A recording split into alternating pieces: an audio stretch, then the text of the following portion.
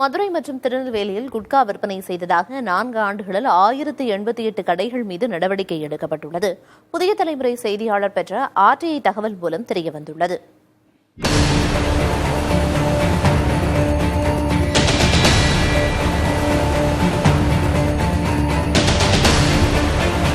உலக அளவில் ஹெராயின், கஞ்சா, குட்கா உள்ளிட்ட போதைப் பொருட்கள் தொடர்ந்து பேசுபொருளாக இருந்து வருகின்றன.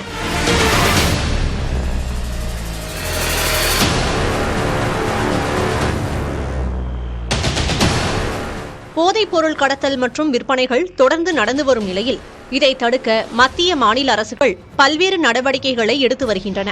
இருப்பினும் நடவடிக்கைகளுக்கு அஞ்சாமல் போதைப் பொருள் பயன்படுத்தி தாங்கள் மட்டுமல்லாமல் தங்களை சார்ந்திருக்கும் குடும்பத்தையும் பலரும் சீரழித்து வருகின்றனர்.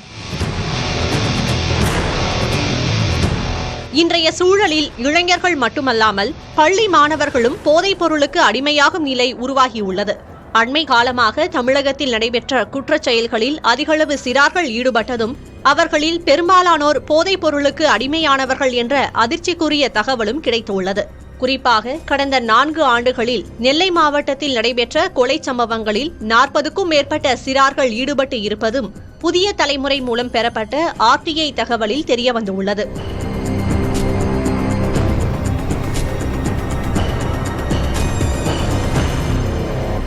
வயதினில் இருப்பவர்கள் சிறார்கள் இந்த பழக்கத்திற்கு அடிமையான அதிலிருந்து மீள்வது மிக மிக ஒரு கடினம். பிரிவென்ஷன் சொல்ற மாதிரி தடுப்பு தான் ரொம்ப ரொம்ப சிறப்பு.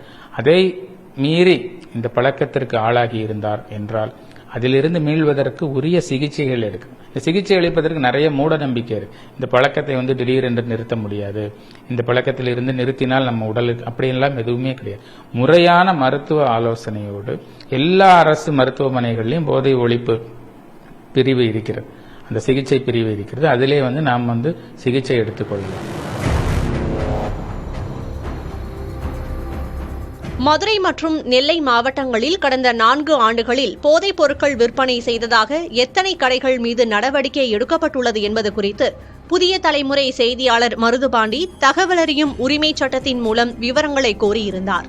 அதற்கு 2 மாவட்ட உணவு பாதுகாப்புத்துறை அதிகாரிகள் அளித்துள்ள பதிலில் 2020ஆம் ஆண்டு முதல் 2024 மார்ச் மாதம் வரையிலான 4 ஆண்டுகளில் பள்ளி, கல்லூரி மற்றும் உணவுப் பொருட்கள் விற்பனை செய்யும் கடைகளில் குட்கா மற்றும் புகையிலை பொருட்கள் விற்பனை செய்ததாக 1088 கடைகள் மீது நடவடிக்கை எடுக்கப்பட்டுள்ளதாக தெரிவிக்கப்பட்டுள்ளது.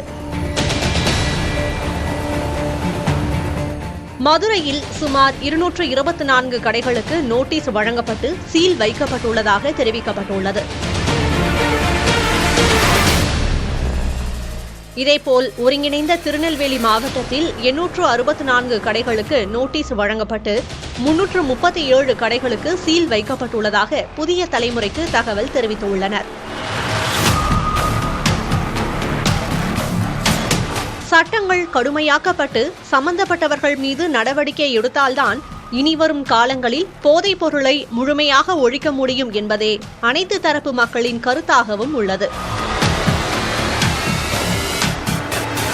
புதிய தலைமுறைக்காக ஒளிப்பதிவாளர் நாராயணமூர்த்தியுடன் செய்தியாளர் மருதுபாண்டி.